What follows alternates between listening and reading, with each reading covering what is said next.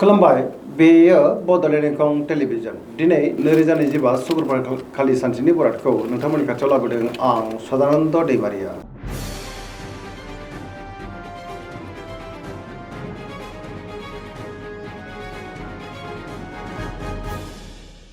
सिगां फरायनो लादों मेष राशि गिबि हांखो अ ल।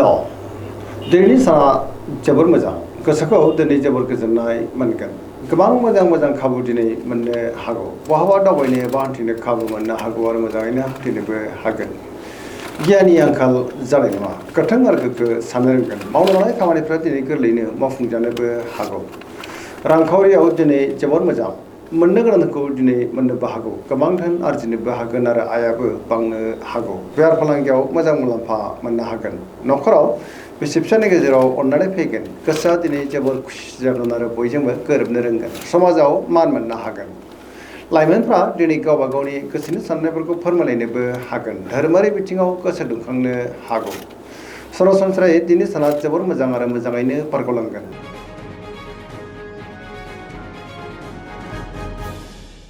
वृष राशि गिबि हांखो इ उ ब।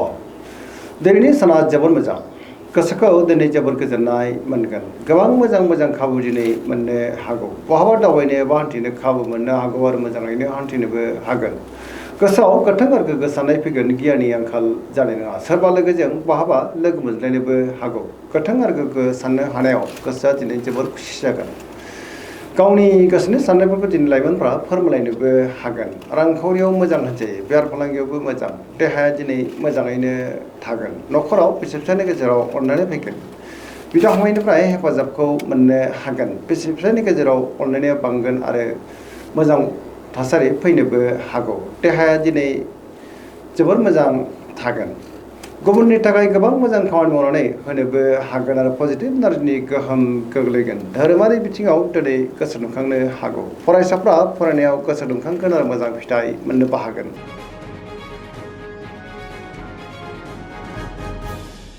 मिथुन राशि गिबि हांखो क स। दिनैनि साना मोजां आरो गाज्रिनि गेजेरजों बाबेनलांनो हागौ। गोसोआव गोनो गोथो साननायबो फैनो हागौ। गावनि गोसोनि साननायफोरखौ दिनै गुबुननो फोरमायनो गोब्राब जागोन। माबा मोनसे जेंनाजों दिनै मोगा मोगि जानांनोबो हागौ। गुबुननि थाखाय नाङा फाङा जेंनायाव गोग्लैनांनोबो हागौ। सिगांनि बबेबा जेंनाया गोसोखौ दिनै जोबोर उसुखुथु खालामनोबो हागौ। नेगेटिभ एनार्जिनि गोहोम गोग्लैगोन। रांखावरियाव मोजां, अब्लाबो नाथाय खरसाया बांनोबो हागौ। बेफार फालांगियाव मोजां होनजायो। न'खराव दिनै अननानै फैगोन। समाजाव मान मोननो हागोन। अब्लाबो नाथाय गोसोनि साननायफ्रा देबर नांनोबो हागौ। मावनो लानाय खामानिखौ मावफुंनो हायोब्लाबो माबा नङा जे गोरोन्थि मावफ्लांनो हागौ। गुबुनजों दिनै मोजां सोमोन्दो लाखिनो गोब्राब जानोबो हागौ। बहाबा थाङोब्ला दिनै लामा सामायाव सांग्रां जानांगोन। नेगेटिभ एनार्जिनि गोहोम गोग्लैनोबो हागौ।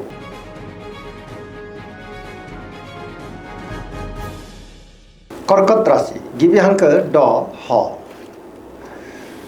दिनैनि साना मोजां आरो गाज्रिनि गेजेरजों बाबेनलांनो हागौ। सिगांनि बबेबा जेंनाया गोसोखौ दिनै जोबोर उसुखुथु खालामनोबो हागौ। गोसोआव गोनो गोथो साननाय फैगोन। गियाननि आंखाल जानोबो हागौ। बहाबा हान्थिब्ला दिनै लामा सामायाव सांग्रां जानांगोन। मावनो लानाय खामानिखौ मावफुंनो हागोन। अब्लाबो नाथाय माबा नङा मोनसे गोरोन्थिबो जालांनो हागौ। रांखावरियाव मोजां, बेफार फालांगियावबो मोजां होनजायो।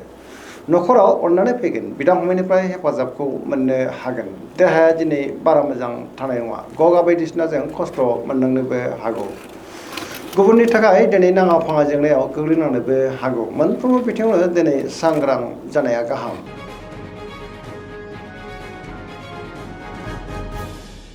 सिंह राशि गिबि हांखो म थ। दिनैनि साना मोजां आरो गाज्रिनि गेजेरजों बाबेनलांनो हागौ। गोसोआव दिनै गोनो गोथो साननाय फैगोन। गावनि गोसोनि साननायफोरखौ गुबुननो फोरमायनो गोब्राब जानोबो हागौ। माबा नङा मोनसे जेंनाजों मोगा मोगि जानोबो हागौ। सुथुरनि गाज्रि नोजोर थानोबो हागौ। मोनफ्रोमबो बिथिङावनो दिनै सांग्रां जानाया गाहाम। रांखावरियाव मोजां, अब्लाबो नाथाय नाङा फाङा खरसायाबो बांनो हागौ। बेफार फालांगियाव मोजां होनजायो। गोसोनि साननायखौ गुबुननो फोरमायनो गोब्राब जागोन। न'खराव बिदा फंबायनिफ्राय हेफाजाबखौ दिनै मोनाबो जानो हागौ। गुबुननि थाखाय नाङा फाङा जेंनायाव गोग्लैनांनो हागौ। देहाया दिनै मोजाङैनो थागोन। अब्लाबो नाथाय जानाय लोंनायाव सांग्रां जानांगोन। गोसोआ दिनै जोबोर उसुखुथु जागोन। नेगेटिभ एनार्जिनि गोहोम गोग्लैनोबो हागौ।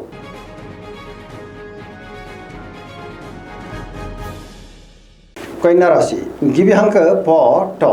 दिनैनि साना जोबोर मोजां गोबां मोजां मोजां खाबु दिनै मोननो हागौ गुबुननि थाखाय गोबां मोजां खामानि मावनानै होनोबो हागोन गोसोआव गोथों आरो गोग्गो साननाय फैगोन गियाननि आंखाल जानाय नङा पजिटिभ साननो रोंगोन सोरजोंबा बाख्नाय जानोबो हागौ बहाबा थाङोब्ला दिनै जोबोर मोजां आरो मोजाङैनो हान्थिनोबो हागोन रांखावरियाव मोजां बेफार फालांगियाव मोजां होनजायो देहाया दिनै मोजाङैनो थागोन न'खराव बिदा फंबायनिफ्राय हेफाजाबखौ मोननो हागोन सोरजोंबा बाख्नाय जानानै गोसोआ दिनै जोबोर खुसि जागोन पजिटिभ एनार्जिनि गोहोम गोग्लैगोन न'खराव बिसि फिसायनि गेजेराव अननानै फैगोन लाइमोनफ्रा गावबा गावनि गोसोनि साननायफोरखौ दिनै फोरमायलायनोबो हागोन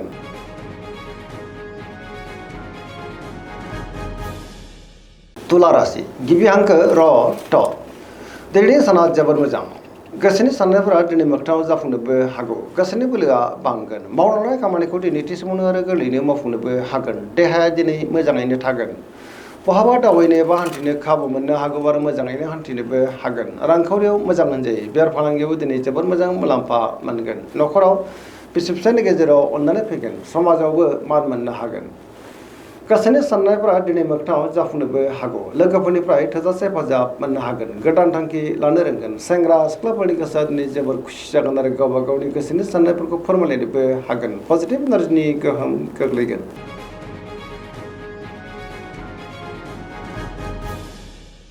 वृश्चिक राशि गिबि हांखो न स दिनैनि साना जोबोर मोजां समाजाव लोगो लेवा बांगोन बहाबा दावबायनो एबा हान्थिनो खाबु मोननो हागौ आरो मोजाङैनो हान्थिनोबो हागोन सिगांनि बबेबा जेंनाया दिनै सुस्रांजानो हागौ गोसोआव गोथों आरो गोग्गो साननाय फैगोन गियाननि आंखाल जानाय नङा समाजाव मान मोननो हागोन गोबां मुंदांखा सुबुंजों दिनै बहाबा लोगो मोनज्लायनोबो हागौ गोसोआव पजिटिभ साननाय फैगोन मावनो लानाय खामानिफ्रा दिनै गोरलैयैनो मावफुंजानो हागौ गुबुननिफ्राय थोजासे हेफाजाबबो मोननो हागौ गोसोनि साननायफ्रा दिनै मोगथाङाव जाफुंगोन गोसोनि बोलोआबो बांगोन समाजाव मान मोननो हागोन न'खराव दिनै बिसि फिसायनि गेजेराव अननानै फैगोन बिदा फंबायनिफ्राय हेफाजाबखौ मोननो हागोन रांखावरियाव मोजां होनजायो बेफार फालांगियावबो दिनै जोबोर मोजां मुलाम्फा मोननोबो हागोन देहायाबो दिनै मोजाङैनो थागोन अब्लाबो नाथाय जानाय लोंनायाव सांग्रां जानांगोन फरायसाफ्रा दिनै फरायनायाव गोसो दुंखांगोन आरो मोजां फिथाइ मोननोबो हागोन लाइमोनफ्रा जोबोर खुसि जागोन आरो गावबा गावनि गोसोनि साननायफोरखौ दिनै फोरमायलायनोबो हागोन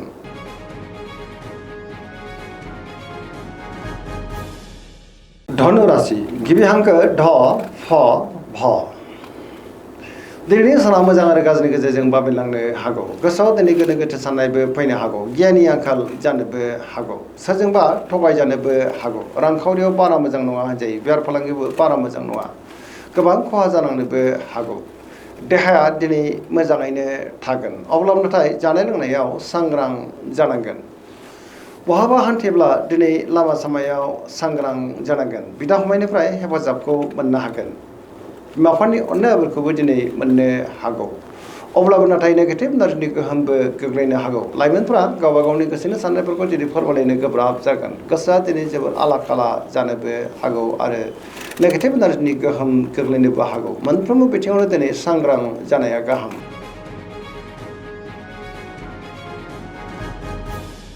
मकर राशि गिबि हांखो ख ज दिनैनि साना मोजां आरो गाज्रिनि गेजेरजों बाबेनलांनो हागौ सुथुरनि गाज्रि नोजोर थानोबो हागौ सोरजोंबा थगायजानोबो हागौ सांग्रां जानाया गाहाम रांखावरियाव मोजां अब्लाबो नाथाय खरसायाबो बांनो हागौ बेफार फालांगियाव मोजां होनजायो देहाया दिनै मोजाङैनो थागोन गोबां मुंदांखा सुबुंजों दिनै बहाबा लोगो मोनज्लायनो हागौ गोदान खामानियाव आखाइ होजेननो हागोन न'खराव अननानै फैगोन बिदा फंबायनिफ्राय हेफाजाबखौ मोननो हागोन अब्लाबो नाथाय नेगेटिभ एनार्जिनि गोहोम गोग्लैनोबो हागौ सेंग्रा सिख्लाफ्रा दिनै गावबा गावनि गोसोनि साननायफोरखौ दिनै फोरमायलायनो गोब्राब जानोबो हागौ फरायसाफ्रा दिनै फरायनायाव गोसो दुंखांगोन आरो मोजां फिथाइ मोननोबो हागोन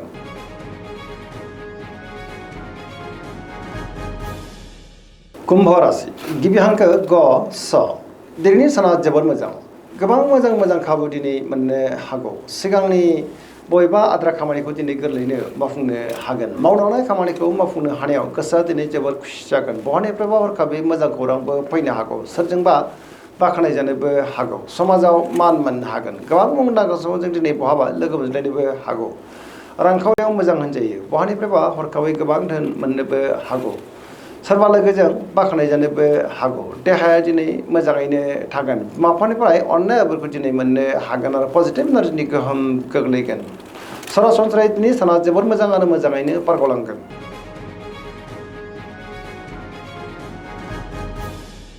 मीन राशि गिबि हांखो ड स दिनैनि साना जोबोर मोजां गोबां मोजां खाबु दिनै मोननो हागौ सोरजोंबा बाख्नायजानोबो हागौ बहाबा हान्थियोब्ला दिनै जोबोर मोजां आरो मोजाङैनो हान्थिनोबो हागोन गोसोनि बोलोआ बांगोन गावनि गोसोनि साननायफोरखौ दिनै गुबुननो फोरमायनो हागोन देहाया दिनै मोजाङै थागोन रांखावरियाव मोजां होनजायो मोननो गोनांखौ दिनै मोननोबो हागौ बेफार फालांगियाव जोबोर मोजां मुलाम्फा मोनगोन सोरजोंबा बाख्नायजानानै गोसोआ दिनै जोबोर खुसि जागोन आरो लाइमोनफ्रा गावबा गावनि गोसोनि साननायफोरखौ दिनै फोरमायलायनोबो हागोन पजिटिभ एनार्जिनि गोहोम गोग्लैगोन सरासनस्रायै दिनै साना जोबोर मोजां आरो मोजाङैनो बारग'लांगोन।